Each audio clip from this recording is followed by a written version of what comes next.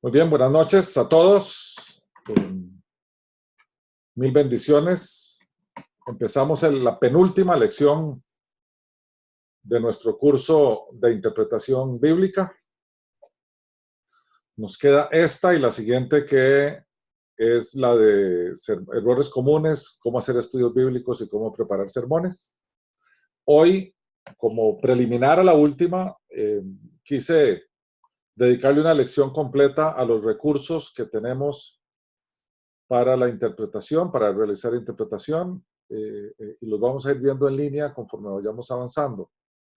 Y yo les voy a ir dando un ejemplo de una serie de estudios que estoy empezando a hacer sobre la vida de Jesús vista desde la perspectiva cronológica. Entonces, conforme vamos avanzando, yo les voy a ir contando cómo es que eso progresa y los recursos que estoy usando precisamente para hacer esa serie de estudios. Como siempre, en ese link que está ahí abajo, unánimas.org/presentaciones, ahí dice curso de interpretación bíblica y ahí están todas las presentaciones que hemos hecho hasta el día de hoy.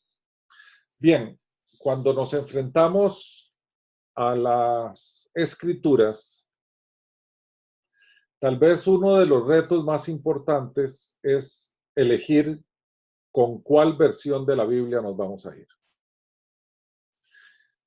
Y aquí quiero hacer una salvedad desde la perspectiva teológica. La Biblia es inerrante, o sea, no tiene errores. La Biblia no se equivoca, no se contradice. La Biblia, al ser un documento inspirado por Dios, es libre de falla y de error. ¿Cuál Biblia? La Biblia que originalmente escribieron los geógrafos o los autores originales en los lenguajes originales. Esa es inerrante. En otras palabras, esa Biblia no tiene errores. ¿Por qué quiero hacer esa salvedad? Porque al ser el hebreo antiguo y el griego antiguo lenguas muertas, y al tener ambos construcciones gramaticales completamente distintas a la de las lenguas modernas o vernáculas o populares, que en el caso de Occidente, el español, el francés y el italiano y el portugués provienen mucho del latín. Entonces, hay un reto para los traductores que no es fácil. La construcción de las oraciones y la forma como en los lenguajes originales se usan las palabras son muy diferentes en nuestro idioma. Entonces ellos no solamente traducen, ellos interpretan. Y es allí donde pueden haber errores. Dependiendo de las versiones de la Biblia, puede haber errores. Entonces hay gente que dice, bueno, pero es que la Biblia tiene errores. No, perdón. La Biblia original, en el lenguaje original, escrita por los autores originales, no tiene errores. Esa Biblia nosotros la hemos ido heredando y tenemos en los registros, en museos, en monasterios, y tenemos en diferentes lugares escritos, como vimos en la clase 1, creo, o la 2, no me acuerdo cuál, donde demostrábamos que la Biblia no ha sido cambiada. Tenemos versiones muy, muy, muy antiguas de las escrituras, las cuales podemos ir a consultar si así lo quisiéramos. Nosotros lo que leemos son traducciones interpretadas. Y claramente los traductores e intérpretes tienen diferentes estilos, y los traductores intérpretes, algunos de ellos pueden tener agendas muy particulares que obedecen a sus propios intereses, como la Biblia del Nuevo Mundo, que es la Biblia que usan los testigos de Jehová, que está completamente alterada. Entonces los traductores, intérpretes, cambiaron, alteraron el significado de los textos originales para que eso encajara, para que eso se viera bien desde la perspectiva de su teología y de su doctrina.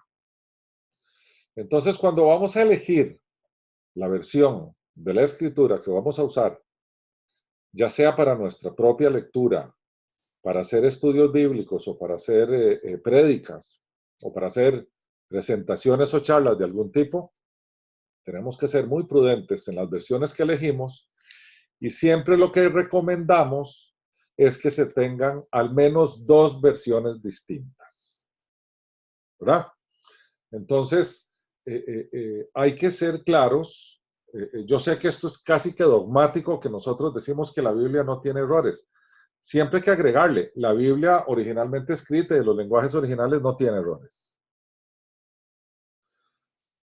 Pero sí pueden haber versiones de la Biblia con errores porque fueron mal interpretadas a la hora de traducirlas. Por eso es que siempre tenemos que ayudarnos con versiones de la Biblia que han pasado ya por muchos filtros y que sabemos que son bien precisas, y aún así usar dos o más versiones, ¿verdad? En español hay un montón. Ahí está claramente en otros idiomas, ¿verdad? En español hay versiones con español antiguo, hay otras con un lenguaje actualizado, otras con un lenguaje simplificado. La mayoría de las versiones bíblicas que tenemos hoy se revisan constantemente y se actualizan constantemente. Hay versiones inclusive que le empiezan a adaptar a la Biblia, que a mí eso no me parece bien, temas relacionados con la igualdad de la mujer. Entonces alteran el texto bíblico porque el texto bíblico está enmarcado dentro de la época en que el texto se escribió, y nosotros no tenemos el derecho de alterar el significado haciéndolo un poquito más parejo entre los sexos, ¿verdad? Entre hombre y mujer. Entonces, yo sé que la nueva versión internacional, en su versión inglesa, hizo esas adaptaciones porque los movimientos feministas en Estados Unidos estaban ejerciendo muchísima presión. Entonces, donde quiera que diga, y entonces al hombre le quisimos dar tal cosa, entonces lo cambian y dicen a la humanidad. Pero el original del texto bíblico dice hombre, yo diría que es una barbaridad cambiarlo y reinterpretarlo de acuerdo a los vientos modernos.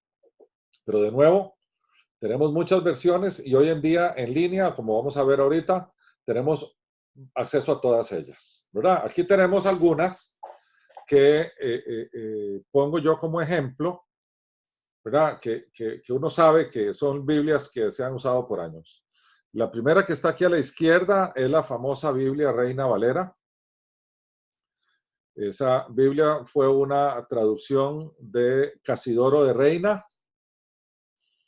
El tema es que la Reina Valera, don Casidoro, no tomó documentos o códices o piezas del lenguaje original del hebreo antiguo y del griego antiguo, sino que tomó la Biblia de Santos Panini, que viene de la Biblia en latín, que era la Vulgata Latina.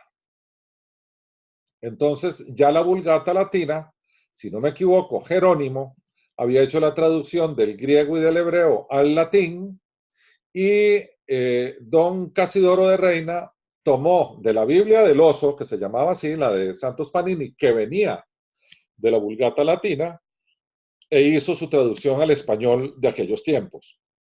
Entonces entendamos que la Reina Valera es una traducción de una traducción.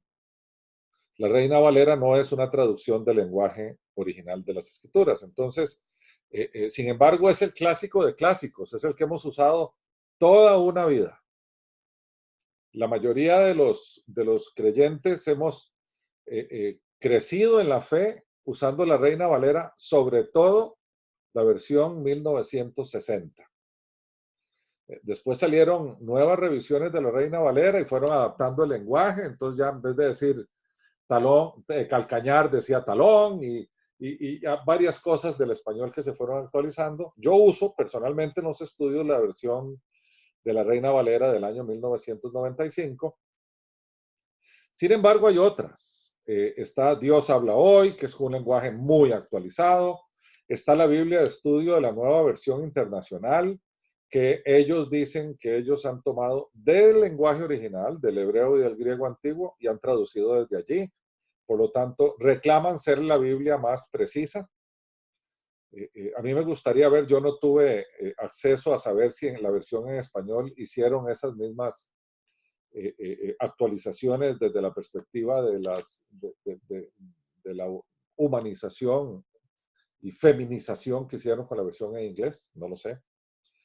Pero es una Biblia que hoy en día está de moda. La mayoría de las iglesias están enseñando y predicando con la nueva versión internacional. Y a la extrema derecha les puse una Biblia de estudio que para mí es valiosísima, que se llama la Biblia de Estudio MacArthur.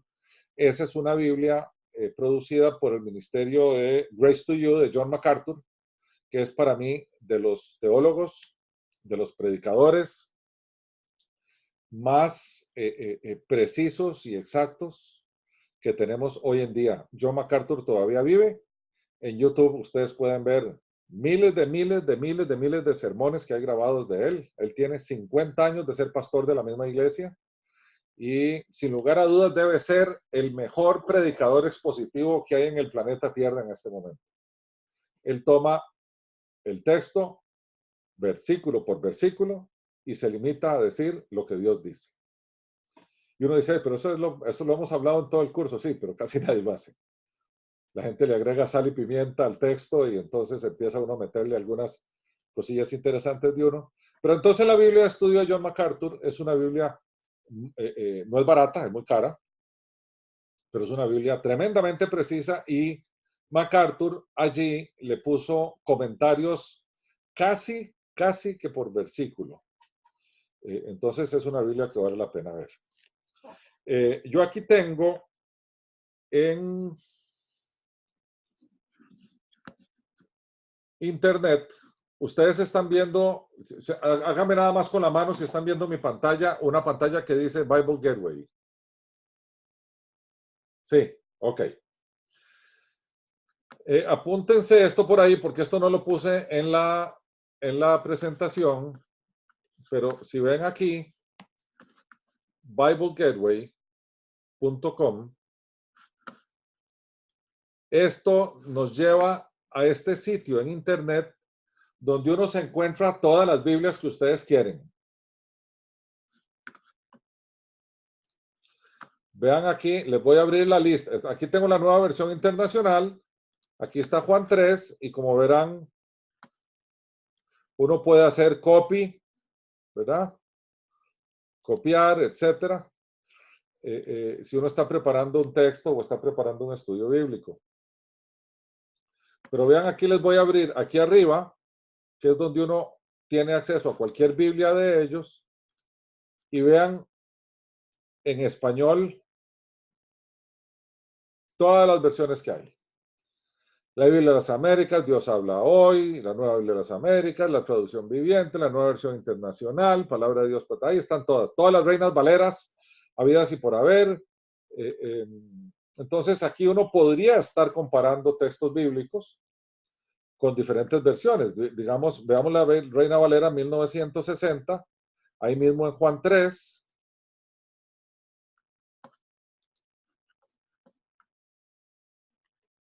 Aquí ya la tenemos a la versión Reina Valera. Entonces, hacer estudios bíblicos o preparar sermones o preparar charlas o lo que fuere, usando todas las versiones. Imagínense lo que hay aquí y vean para abajo. Está en francés, está en, qué sé yo, qué será esto. Todos estos traducciones, en italiano, todas estas traducciones están aquí. Y claramente en inglés es donde hay más, hay un montón. Entonces aquí tienen ustedes, creo yo que están todas las Biblias en línea para que uno busque rápidamente y use este recurso como uno quiera usarlo. ¿Ok? Y si tienen un problema de que no ven bien, aquí ven aquí las letritas para nosotros los viejillos, que se hacen las letras más grandes para poder leer mejor. Es un recurso que yo uso muy frecuentemente. Lo que yo más uso, sin embargo, Se los voy a enseñar aquí abajito, es esta Biblia que está aquí. Aquí abajo lo ven en mi barra, la voy a abrir, a ver si me deja abrirlo. Esta es la Biblia que yo uso en línea, donde aquí me permite ir a cualquier libro de la Biblia, capítulo y versículos. Esto no está en internet, es local, yo la compré.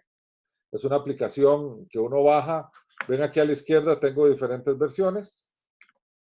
Y esto me permite buscar lo que sea a la velocidad del rayo. ¿Verdad? Allá la otra también. Ve, aquí me sale, por ejemplo, en la versión Reina Valera, la palabra Lázaro de 1909, 1960 y 1995. 23 menciones de la palabra Lázaro. Donde lo abro, me salen todos los textos donde sale Lázaro. Esta es la que yo uso para hacer mis estudios. Pero igual, esta que está aquí, se puede usar igual. Aquí yo pongo Lázaro y me sale dónde está Lázaro. Entonces, estos son recursos que de haberlos tenido hace 20 años, cuando uno empezó a hacer estudios bíblicos, hubiera sido muy fácil. Hoy están al servicio del pueblo de Dios. Bien, eso es en cuanto a versiones de la Biblia. De nuevo, mi recomendación enfática es que cuando van a ir a un texto, por favor vean 2 o 3 versiones distintas para que no nos vayamos a equivocar cuando digamos Dios dijo, ¿verdad? No vaya a ser que digamos que Dios dijo y resultó que fue un traductor que tradujo mal y entonces dijo mal y por no ser nosotros aplicados no vimos otras versiones y nos fuimos con una mala traducción. Bien, seguimos con recursos para interpretación. Comentarios bíblicos. Los comentarios bíblicos son de gran ayuda. A ver, los comentarios bíblicos son las muletas que usamos todos los que hacemos interpretación bíblica para entender un texto. Los comentaristas han hecho el grandísimo trabajo de ir versículo por versículo, texto por texto, haciendo una interpretación de ellos, de esos textos. Usualmente los comentarios bíblicos, antes de empezar un capítulo, hacen un resumen del capítulo y entonces nos ponen en perspectiva sobre las cosas que estaban pasando y por qué se escribió aquello. Y cuando antes de empezar a comentar un libro, también nos hacen y nos dan información valiosísima sobre cada uno de los libros de la Biblia. A mi juicio, los comentarios bíblicos son el principal recurso después de la Biblia que puede usar un intérprete. Aquí les puse un ejemplo del comentario de Matthew Henry, que es muy famoso, el comentario de Matthew Henry, de Juan 3:17, ¿verdad? Él dice, en estrecha relación con el anterior, o sea, con el 16, el versículo 17 prosigue así. Todo esto es del comentario de Matthew Henry, dice, porque Dios envió a su Hijo al mundo no para condenar al mundo, sino para que el mundo sea salvo por medio de él. Y él comenta, según creían los judíos, cuando el Mesías viniera, condenaría a los paganos. El día del Señor traería castigo para las naciones que habían oprimido a Israel. Pero no para Israel. Amós ya había censurado con gran severidad esta interpretación equivocada de las profecías y nos da la referencia de Amós, pero ellos nunca la abandonaron. Las palabras de Jesús van dirigidas contra este exclusivismo judío. Vean el recurso que es esto y para toda la Biblia. Entonces, el trabajo se nos hace muy sencillo. ¿Por qué les digo esto? Vean, no hay nadie, ni un solo teólogo, ni un solo predicador, ni un solo maestro bíblico que tenga la capacidad de hacer un comentario bíblico de un texto sin ayuda de trabajo que hayan hecho otros antes. No hay nadie. El mundo del comentario bíblico arrancó desde que la Biblia se escribe y ha habido estudiosos que van registrando sus nuevos conocimientos que se derivan de la interpretación precisa del lenguaje original, de la investigación profunda antropológica de aquellos tiempos, de costumbres culturales y todo. El siguiente comentario basa en el comentario anterior e investiga un poquito más y así va creciendo el conocimiento a lo largo de la historia, no solo en teología, sino en todo. La energía atómica no se inventó de la noche a la mañana, venían conocimientos anteriores e investigaciones anteriores acumulándose hasta llegar allí. La teología es igual. En teología, los que nos sentamos a hacer estudios bíblicos o hacemos prédicas o hacemos charlas, claro, agregamos cosas que nosotros leímos o entendimos de alguien hace 15 años o 10 años y ese conocimiento quedó por ahí, pero usualmente tomamos un esquema de alguien, lo entendemos, lo desglosamos, lo abrimos, le quitamos, le ponemos algo nuestro, traemos otro comentario de alguien más y producimos nuevo material. Del nuevo material, alguien va a venir a tomar nuestro nuevo material y va a seguir adelante haciendo otro y otro y otro y otro. Por eso es que los comentarios bíblicos son tan valiosos. Nos ayudan, cuando hacemos la tarea, nos ayudan muchísimo. Si nos vamos a sentar, por ejemplo, y vamos a predicar el domingo, desde el lunes o el martes empezamos a entender el texto y empezamos a estudiar comentarios bíblicos y consultamos el resto de los recursos que les voy a ir mostrando el día de hoy. Pero todo eso nos enriquece. Dormimos con ese conocimiento, el día siguiente amanecemos y el Señor nos trae ideas de cómo acomodarlo y cómo presentarlo y cómo hacer los bosquejos. Y ahí vamos armando el muñeco, digamos. Yo inclusive he llegado al domingo, el día de la prédica, y todavía he hecho algunos ajustillos ahí del orden de cosas o de un bosquejo para predicar, porque la palabra es viva, ¿verdad? Y uno va sintiendo y va entendiendo y va profundizando y claro, si no tiene todos estos recursos, uno arranca de cero y créanme que arrancar de cero es tremendamente difícil. Voy a ir aquí a un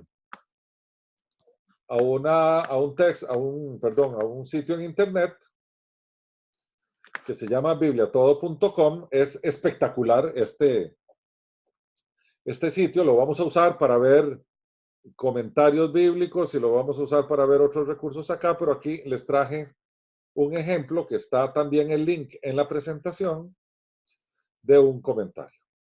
Este es el de Matthew Henry.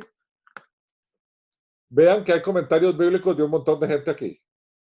Está el de William Barclay, que es tremendamente popular, muy superficial en cuanto a lo que uno puede sentir como para gente que está empezando a hacer este tipo de cosas, pero hay otros que son mucho más profundos, ¿verdad? Entonces aquí tenemos comentarios bíblicos que podemos elegir y también mi consejo es que nunca nos quedemos con un solo comentarista. Un texto como Génesis 1, que es tan valioso para nuestra doctrina, revisémoslo con 2 o 3 o 4 comentaristas distintos. Repito, esto está en línea. Estos textos, aquí nadie está pirateando nada, está en línea, tienen el derecho para tenerlos en línea y podemos usar, vean aquí a la derecha una explicación del versículo 1 y 2, de acuerdo a Matthew Henry, sobre la versión de la Reina Valera 1960, porque aquí podemos cambiar también de Biblia. Estos enlaces están en la presentación del curso. Pero vean qué interesante, vamos a dar una leidita rápida. El primer versículo de la Biblia, dice Matthew Henry, nos da un relato satisfactorio y útil del origen de la tierra y de los cielos. La fe del cristiano humilde entiende que esto es mejor que la fantasía de los hombres más doctos. De lo que vemos del cielo y la tierra aprendemos el poder del gran creador. Que el hecho de ser creados y nuestro lugar como hombres nos recuerden nuestro deber cristiano de mantener siempre el cielo a la vista y la tierra bajo nuestros pies. El Hijo de Dios, uno con el Padre, estaba con él cuando éste hizo el mundo, mejor dicho, a menudo se nos dice que el mundo fue hecho por él y que sin él nada fue hecho, como dice Juan capítulo 1, versículo 1. Y así sucesivamente. Esto está versículo por versículo de toda la Biblia. Okay, entonces yo podría ir, digamos, vamos a Deuteronomio 28.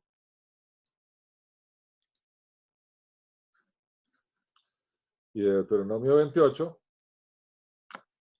También vienen las famosas bendiciones y aquí toda la Biblia está ahí. Para que vean que cuando ustedes escuchan un predicador desde un púlpito y el predicador sale con un tema de la época, ¿verdad?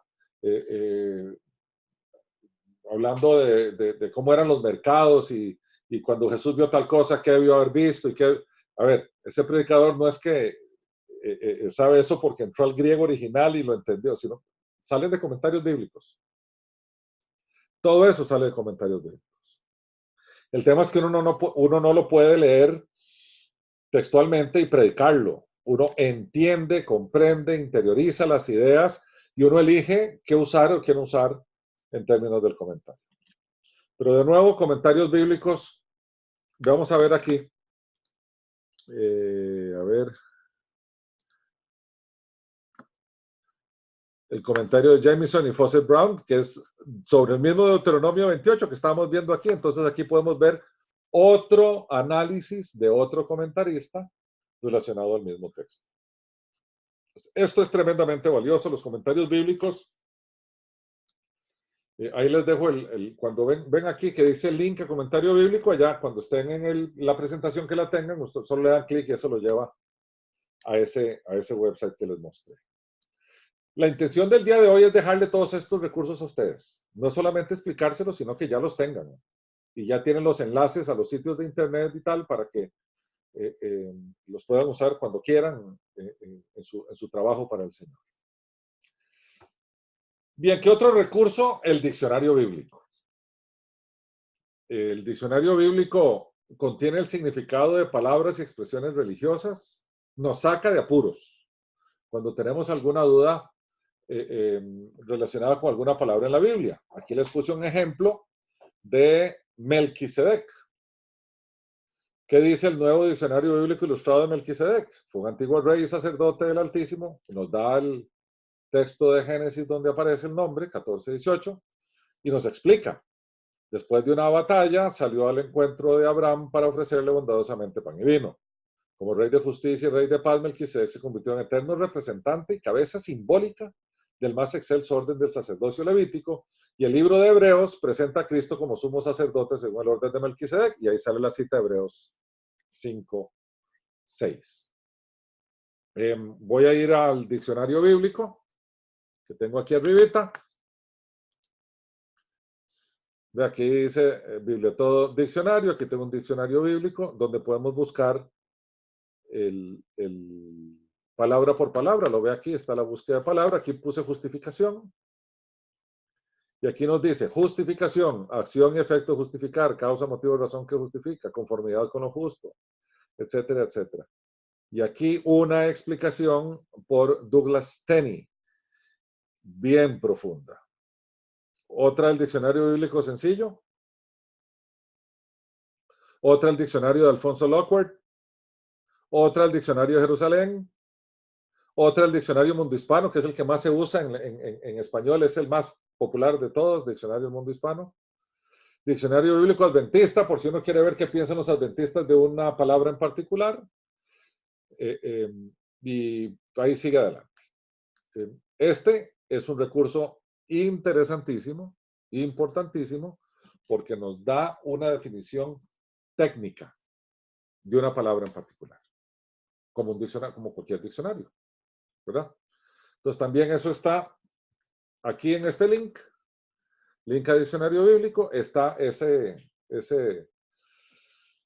enlace de internet. La Biblia interlineal. Yo en algunos de ustedes les he hablado del tema de la Biblia interlineal. La Biblia interlineal es un recurso que intercala la Biblia palabra por palabra entre idiomas diferentes, incluido el arameo, el griego y el hebreo. Ustedes no saben la riqueza que es usar una Biblia interlineal a la hora en que uno va a hacer un estudio bíblico o va a hacer una prédica. Porque entonces sale uno de todas los posibles enredos. Aquí está un ejemplo de la Biblia interlineal. De todos los posibles enredos en que nos meten los intérpretes curiosos, llamémoslo así, o los intérpretes irresponsables, será. Voy a buscarle aquí Vamos a ver si lo vemos.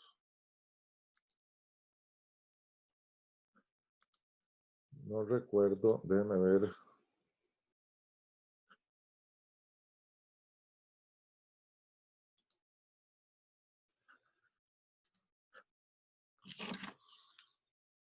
Permítame un segundito porque les voy a dar un ejemplo de la utilización de la Biblia interlineal en un tema que nos ayuda mucho.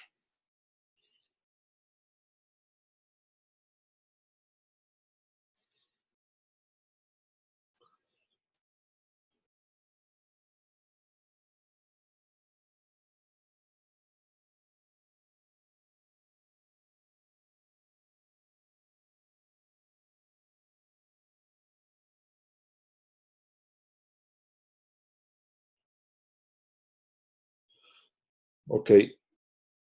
Marcos 3:30. Y ahora van a ver por qué es importante ver aquí.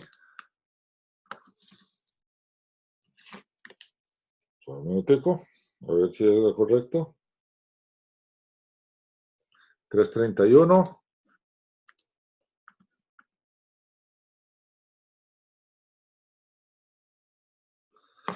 Ok.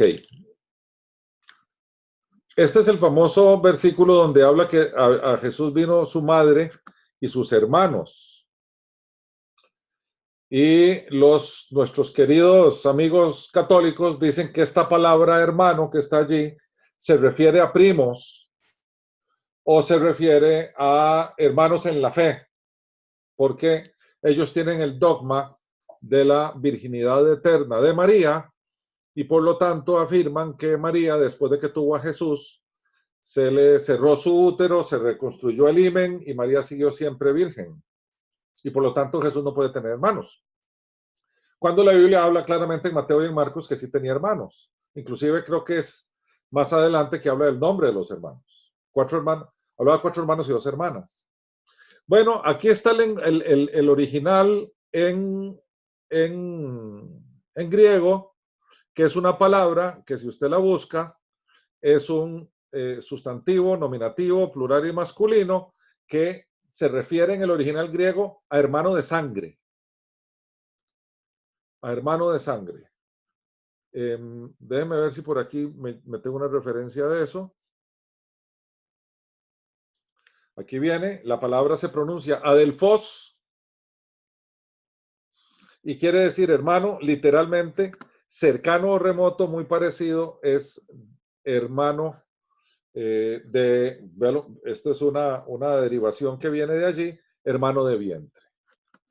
Entonces, estos recursos nos ayudan tremendamente a salir de todos estos enredos de palabras que se dicen, que están en la escritura, que uno quiere ir a consultar cuál es el original griego o hebreo, como quiera, y llegamos aquí, ¿verdad? Podemos buscarlo por libro, por testamento, libro, capítulo y versículo, para llegar a cómo se dice, cómo se pronuncia o cómo se escribe en el original griego. De nuevo, hay gente que le gusta mucho ir a los lenguajes originales. Yo creo que hay que ir a los lenguajes originales porque nos sacan de unos enredos espantosísimos, ¿verdad? El tema de los lenguajes originales nos ayudan a corregir errores. Duolos, por ejemplo, es una palabra que se los expliqué a ustedes en alguna de las lecciones. Duolos en el original griego quiere decir esclavo y los intérpretes lo interpretan generalmente como siervo. Y siervo en aquellos tiempos era esclavo. Si a nosotros nos dicen siervo, nosotros entendemos como siervo el que sirve, pero no necesariamente en una condición de esclavo. En realidad la palabra original en griego es duolos y duolos es esclavo. Entonces, cuando se habla de siervo de Cristo, se está hablando de siervo de Cristo. Entonces, desde los púlpitos o desde los estudios bíblicos, uno debería decir, ¿sabe qué? Yo no soy un siervo, yo soy un esclavo. Usted no es un siervo, usted es un esclavo. Cristo demanda de nosotros no ser siervos, ser esclavos, ser duolos. Pues para esas cosas nos ayuda mucho las Biblias interlineales. Bien, la concordancia. La concordancia, recuerdo yo, cuando empecé en estas, era algo que uno usaba tremendamente, porque era de gran ayuda. Las concordancias eran gordísimas. Y lo que hace la concordancia es que es un índice de palabras que se enumeran en orden alfabético y nos hacen cruces. Eh, eh, no puede ser que sean versículos o palabra o versos claves, pero nos hacen cruces. Y eso nos ayuda mucho para hacer una investigación más profunda de un texto. Por ejemplo, ahí se lo estoy poniendo. Si busca la palabra aborrecer, la concordancia se mostrará en una lista de versículos que usan la palabra. Eso es lo que hace. Aborrecer leyes en Levítico, rechazo de solemnidades en Amós, y así un montón de palabras que tienen las concordancias bíblicas. Aquí tengo una concordancia, que está aquí, que se las tenían preparadas, que está en este sitio Biblia Todo, que es una maravilla. Esta concordancia nos dice con cuál Biblia quiere trabajar y nos ayuda en las palabras que yo quiero buscar. Entonces, ¿dónde quiere buscarla? En toda la Biblia, en el Antiguo Testamento, en el Nuevo Testamento, y nos saca los textos donde se encuentra la palabra. ¿Verdad? Entonces yo puse muerte. En Mateo 2.15 nos saca el texto, en Mateo 2.20, Mateo 10.21, etcétera, etcétera, etcétera. ¿Verdad? Eso es, aquí hay 2 páginas de menciones de la palabra muerte, ¿verdad? La concordancia nos ayuda muchísimo entonces a hacer enlaces de una palabra en particular y decir, bueno, en tal libro, en tal versículo, ahí hacía una referencia cruzada o hay un texto paralelo, nos ayuda a todas esas cosas. También las concordancias se encuentran claramente en papel, ¿verdad? Pero ya para qué, si tenemos todo esto en línea, ¿verdad? No hace falta usar el papel, porque de nuevo, uno usa, ya para redactar las cosas, uno está usando siempre computadores. Entonces esto nos ayuda muchísimo también a poder hacer una interpretación correcta y poder incluirla en nuestros análisis. Y finalmente, mapas bíblicos. Curiosamente, la gente usa poco los mapas bíblicos, pero nos ayudan increíblemente a comprender las escrituras, entender cuál fue la secuencia de ciudades que Pablo visitó en sus diferentes tours, ¿verdad?, que hizo, o cómo Jesús se movía del norte al sur. Voy a ver si este es el último recurso para enseñarles algo que está en producción.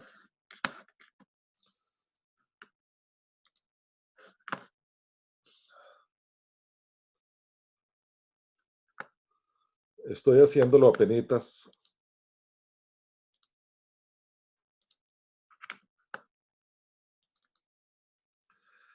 Este es un estudio que estoy redactando, que estoy haciendo en este momento.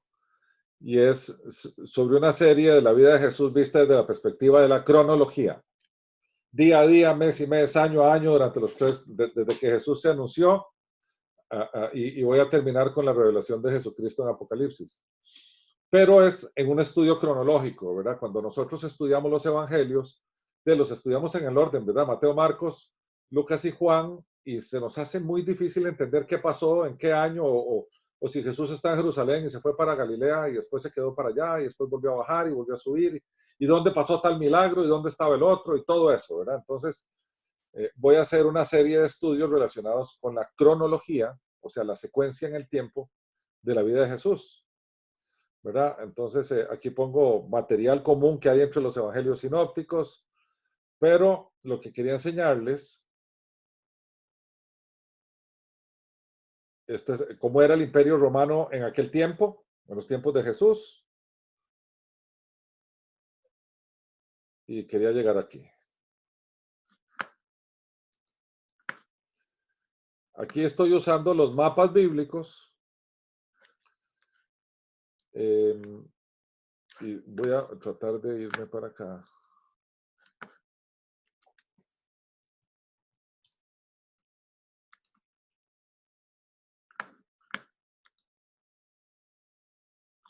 Donde podemos entender esto los tomo yo de referencia y después los pongo aquí en el estudio, podemos entender el esfuerzo que Jesús hacía. Veamos este, por ejemplo, cuando decía, bueno, Jesús estaba en Capernaum, aquí arriba, voy a tratar de ir aquí, algo le pasó a esta cosa. Jesús estaba en Capernaum y entonces se fueron para Jerusalén. Bueno, de ahí, no es que cogieron el tren o cogieron el bus o se fueron al aeropuerto, venían a pie. Entonces sale de Capernaum, viene bajando por aquí. Usualmente ellos evitaban la zona de, cogían más bien por la derecha, por el lado de la derecha del Jordán. Esta era Samaria, esta zona es la zona samaritana. Ellos, los judíos, tenían prohibido pasar por Samaria. Y aquí está Nazaret, donde él vivió todos. Y llegaron hasta aquí, hasta Jerusalén. Entonces era una caminada grande que se hacía el Señor. Entonces uno dice, bueno, ahí, en un capítulo dice, el Señor estaba en Jerusalén y se fue para Capernaum. Y el siguiente capítulo amanece en Capernaum un año o 8 meses después y nos narran un milagro de Cristo. ¿Y qué pasó en esos 8 meses? Bueno, Jesús duró en subir una semana y algo hizo en 8 meses que no está registrado en la Biblia. ¿Dónde vivió? ¿De qué comió? Entonces, de repente hacer esto nos ayuda a nosotros a entender que los evangelios no nos narran la vida de Jesús desde una perspectiva cronológica, porque no alcanzaría, ¿verdad? Como dijo Juan, no alcanzaría los libros de la tierra. Pero sí entendemos cosas, ¿verdad? Entendemos, por ejemplo, aquí está la ciudad de Arimatea. ¿Quién era de esta ciudad? José de Arimatea, ¿verdad? Aquí está Belén, donde nació Jesús, que estaba no muy lejos de Jerusalén. Y aquí no sale en este, pero sí en otros. Voy a ver si lo encuentro aquí, en este otro. A ver qué nos dice. Aquí en este. Aquí nos dice que aquí está Jerusalén y aquí está Betania, pegadito. Betania estaba como a 6 o 7 kilómetros de Jerusalén. La última semana de vida de Jesús, Jesús iba a Jerusalén al templo a predicar y en la noche se devolvió a Betania a dormir, a la casa de Lázaro. Entonces, en la Biblia lo que nos dice es que se volvió a Betania. Bueno, pero aquí vemos en el mapa que Betania era cerquita. Entonces sí, el Señor, me imagino que por ahí de las 4 de la tarde, que todavía estaba clarito, decía, bueno, es hora de irse para Betania y se iba a Betania a dormir. Estas cosas nos ayudan a nosotros una barbaridad a la hora de poder entender los textos bíblicos y poder hacer una interpretación adecuada del texto bíblico. Entonces, le ponemos, le ponemos mucho elemento de comprensión a lo que ocurre cuando entendemos la geografía bíblica. No solamente en la vida de Jesús, sino también en las aventuras de Pedro y de Pablo, que son narradas en el libro de los Hechos de los Apóstoles, nos ayuda mucho a esto. Ahí lo que tengo yo, déjeme ver en ese mapita que está ahí abajo, son los viajes misioneros de Pablo, que nos va hablando de cómo iba visitando ciudad de ciudad en cada uno de los viajes misioneros. Y por lo tanto, cuando nosotros hacemos una interpretación, por ejemplo, del libro de Romanos, y nos dicen, bueno, ¿desde dónde fue escrito Romanos? Bueno, fue escrito desde Éfeso. Entonces uno viene y se asoma y dice, mira, ¿dónde era Éfeso? Y entonces averigua, bueno, ¿cuánto tiempo estuvo Pablo en Éfeso? Bueno, Pablo estuvo en Éfeso 3 años. Y puso ahí una medio academia de maestros bíblicos. Ah, de verdad. Y entonces, de repente uno entiende mejor los textos bíblicos a partir de que entramos a conocer todas estas cosas por los recursos de interpretación. Estos son, por lo menos, los recursos que consideré yo que son más útiles para que ustedes los puedan usar y además poder alistarnos ya para la lección final, que es de hoy en 8, si Dios lo permite, donde vamos a ver cómo se hacen estudios bíblicos, cómo se preparan sermones y además cuáles son los errores más comunes que se cometen a la hora de hacer una interpretación bíblica.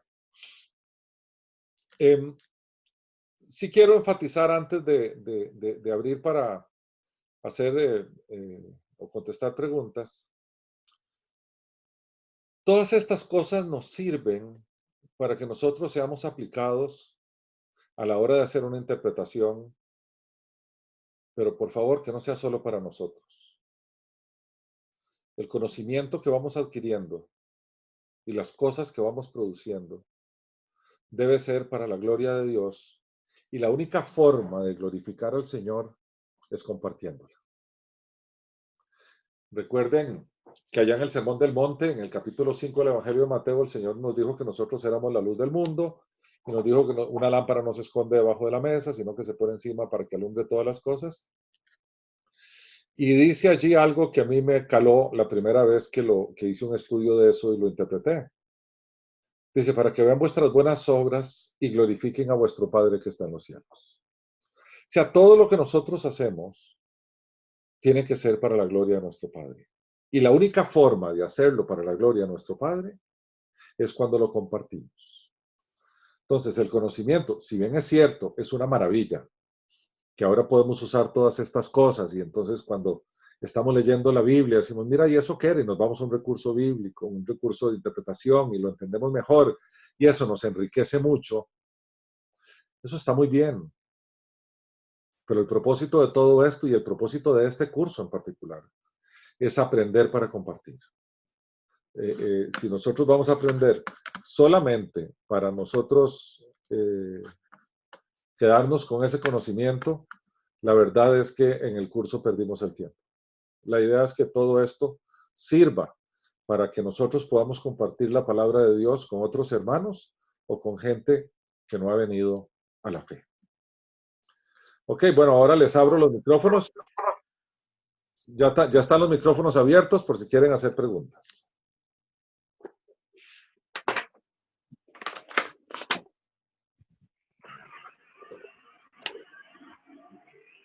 ¿Alguna duda? Sí, don Rolando, Adelante. ¿me podría dar una breve explicación? Se me cortó bastante el internet en estos momentos y yo quería saber más sobre lo que es la Biblia interlineal. Eso sí me quedó con duda. Me voy a volver a las Biblias interlineales. Vamos a ver si lo encuentro por aquí. Aquí está, la Biblia interlineal. La Biblia interlineal, voy a ponerlos otra vez en mute para que se vaya. Eso es. Ok, ya los tengo en mute para no oír el sonido ambiente. La Biblia interlineal es un recurso que nos permite encontrar los textos bíblicos como fueron escritos en el lenguaje original. Entonces, aquí tengo un ejemplo, ¿verdad? Aquí abajito, pero este ejemplo se los mostré. Aquí vamos a ver si la tengo por acá. Aquí está.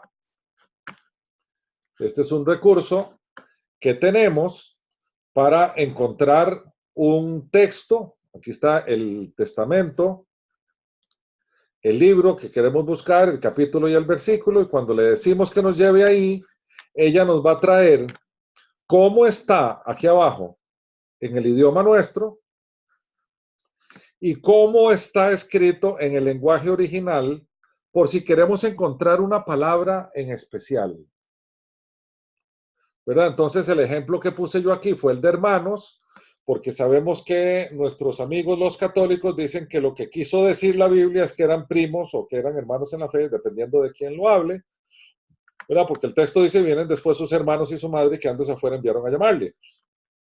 Y aquí nosotros podemos acceder, ¿verdad?, a cierta información que nos da la Biblia interlineal y nos dice que es un sustantivo nominativo plural y masculino, porque está en hermanos y es masculino. Y aquí nos da la palabra strong. El strong es un diccionario strong que están palabra por palabra un montón de palabras en lenguajes bíblicos originales. Aquí nos dice que ese es el strong número 80. Donde vamos al strong número 80, nos va a llevar aquí, ve el strong, que la palabra se pronuncia adelphos. que tiene una derivación de hermanos de vientre, y claramente lo que quiere decir es hermano. Se puede usar literal o figuradamente, cercano, remoto, muy parecido, etcétera, pero en realidad no deja duda, al tener que ver con el término vientre y al tener que ver con hermano, que lo que se está refiriendo es a los hermanos de Jesús.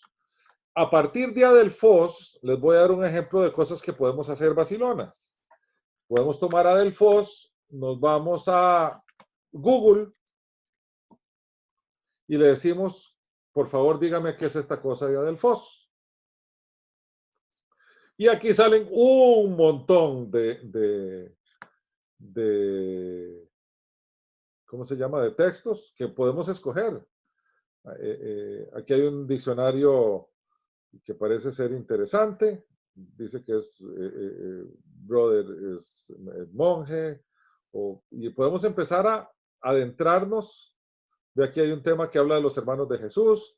Y seguir adelante en nuestro estudio. Vean, nosotros tenemos que convertirnos en investigadores. Y navegar por todos estos lugares y tratar de entender y sacar todo lo que nosotros podamos de todas estas cosas por dos razones. Una, debemos ser celosísimos de no decir lo que Dios no dijo en los lenguajes originales. Por eso tenemos que escoger unas buenas versiones de las Biblias y también usar mucho la Biblia interlineal. Y dice, todos estos recursos nos ayudan mucho a entender lo que Dios dijo allí. Y lo segundo, estar convencidos de que estamos haciendo un trabajo correcto y celoso. Y eso, además, nos enriquece a todos nosotros. ¿Ok? Ok. Yo tengo otra pregunta. Sí, adelante.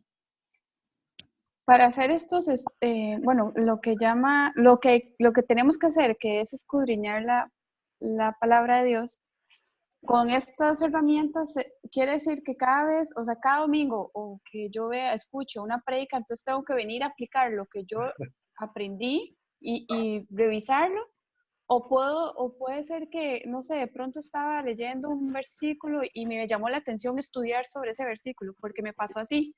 Por ejemplo, yo estaba leyendo y no sé qué se me vino en la cabeza de que como en Juan 3:16 que dice que todo aquel que cree en tendrá vida eterna. Entonces yo dije, bueno, por creer muchos creemos, pero no es lo que quiere decir en sí la palabra de Dios, no es solo creer, es, ¿verdad? Entrar por la puerta y confiar y que Él sea el Dios de su vida. Pero si yo lo leo así, es creer, punto. Pero yo me fui ahorita a hacer todo esto en la Biblia interlineal y ahí dice que en la palabra que creer hace referencia a confiar, que es muy diferente a creer. Ok, Pisteo, bueno, ¿qué no te sé, parece tengo si que ponemos mejorar aquí? mi pronunciación griega. Ajá. Entonces, lo que quiero decir, entendiendo si voy bien así, entonces, ok, entonces ya sé que no es creer a como yo lo pensaba, solo creer, sino hay Ajá. algo más. Bueno, en realidad voy a contarles algo, pero no se lo digan a Alberto Castro, porfa, porque me mata. Yo cuando empecé, Paré la grabación, entonces. yo cuando empecé a ir a la iglesia y oía predicadores, yo decía, eso que está diciendo él como que no me hace gracia. Entonces me iba en carrera a la casa, pero de nuevo, aquellos tiempos eran en libros, ¿verdad? Y empezaba a buscar porque yo nunca, hasta el día de hoy, creo a pie juntillas lo que se dice desde un púlpito. Solo porque alguien lo dice. Yo siempre intento verificar. A ver, hay cosas que no hay que verificar, pero hay otras que sí. Por ejemplo, estadísticas. La gente se inventa estadísticas todos los días. O que me digan que en tal ciudad tal cosa pasó. Yo quiero ir a ver si es cierto. Entonces yo sí tengo por costumbre desde hace muchísimos años, y fue así como empecé a hacer estudios bíblicos. empecé a darme cuenta que en muchos púlpitos se hablaba mucha paja. Y entonces dije yo, bueno, mejor me empiezo a documentar porque no vaya a ser que yo vaya a creer algo, que porque lo dijo alguien, es cierto, y yo lo estoy dudando porque no me hace sentido, y entonces lo investigo. No todo, a veces uno sabe, y de nuevo siempre yo pongo de ejemplo a Alberto, porque yo sé que Alberto se va a encerrar allá la cabañita que tiene, y se llena de comentarios bíblicos y diccionarios bíblicos, y él hace la tarea, él hace su trabajo. Y busca la Biblia interlineal, ve lo que quiere decir en griego tal cosa, después ve la etimología de la palabra y la desglosa, y él hace su trabajo como debe ser. Yo le tengo un tremendo respeto a Alberto por el esfuerzo que él hace de apegarse a lo que Dios dice y cómo presenta las cosas. Pero no todos son así. Entonces, en verdad, yo recomiendo que cuando se tiene dudas, se use todo esto, si para eso está. En los estudios bíblicos que yo doy, yo siempre le digo a los alumnos que van, por favor, no me crean. Vayan y verifiquen todo lo que yo digo. Y si ustedes encuentran que estoy equivocado, no tengan pena. Vienen y me dicen, vea, usted está equivocado en esto y en esto y en esto.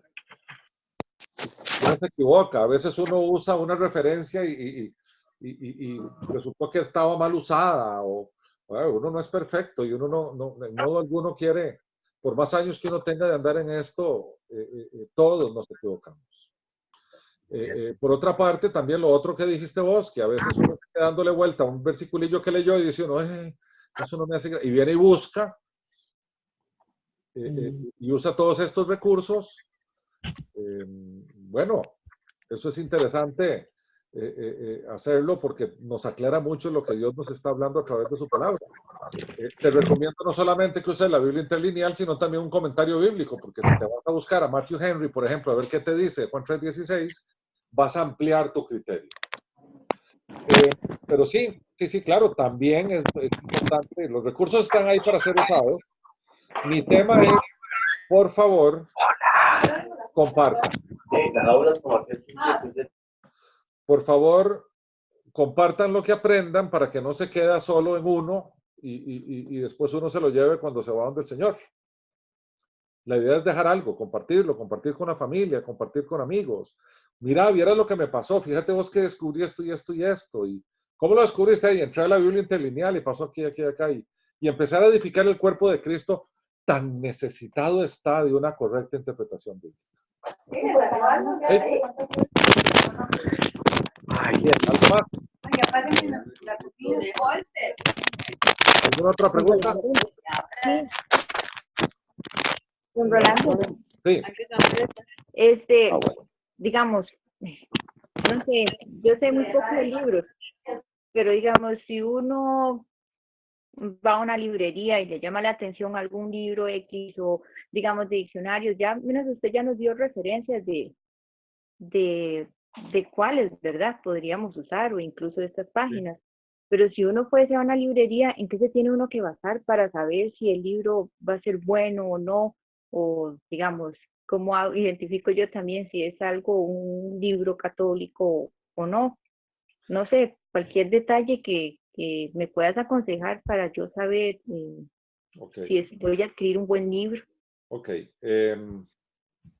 A lo seguro es tomar el nombre del autor y lo googleás. Ok. Y vemos, porque la validez del libro depende mucho de su autor. Entonces, investigando el autor, ver quién lo endosa, ver qué tipo de doctrina tiene, es conveniente, porque hoy hay de todo, ¿verdad? Hay cristianismo liberal que escriben unas barbaridades y solo porque está en un libro la gente las cree. Hay de todo, ¿verdad? De todo hay. Es peligrosísimo y a mí me da mucha pena, pero en las librerías cristianas ellos no filtran, ellos ponen ahí en los estantes todo lo que se publica en teoría en el mundo cristiano, pero hay cosas que y uno las lee es porque uno quiere saber que alguien escribió eso para después tomarlo como referencia y decir, vean la barbaridad que acabo de leer. pero entonces hay que leerlo con espíritu crítico. Eso. Yo ahora voy a empezar a leer un libro que escribió un ex cristiano que tiene un doctorado en Princeton en teología. Se llama Bart Edelman, discutiendo sobre y presentando evidencias sobre cuán originales son los 4 evangelios. ¿Por qué pierdo mi tiempo en eso? Bueno, porque alguien algún día en algún estudio va a decir, mira, dice Bart Edelman tal cosa, y ya uno tiene que saber. O sea, cuando uno anda y quiere meterse de lleno en la guerra que tenemos los creyentes contra el diablo y sus ángeles, uno tiene que documentarse. Pero hay que documentarse inteligentemente, ¿verdad? Astutamente, entendiendo qué es lo que va a leer y cómo lo va a entender. Ok, pero la forma más fácil es investigar al autor. Es la más sencilla. Ok. Sí. Ahí. Bien, ¿algo más? Bueno, muchísimas gracias a todos. Yo creo que yo voy a extrañar muchísimo estas clases. Nos queda una. Vamos a ver si el Instituto Bíblico elige abrir un nuevo curso de algún otro tema. Pero ya me da un poquitillo de nostalgia dejarlos. Nos queda una más. Así que, si Dios lo permite, nos vemos de hoy en 8. 1000 bendiciones a todos. Muy agradecida, gracias.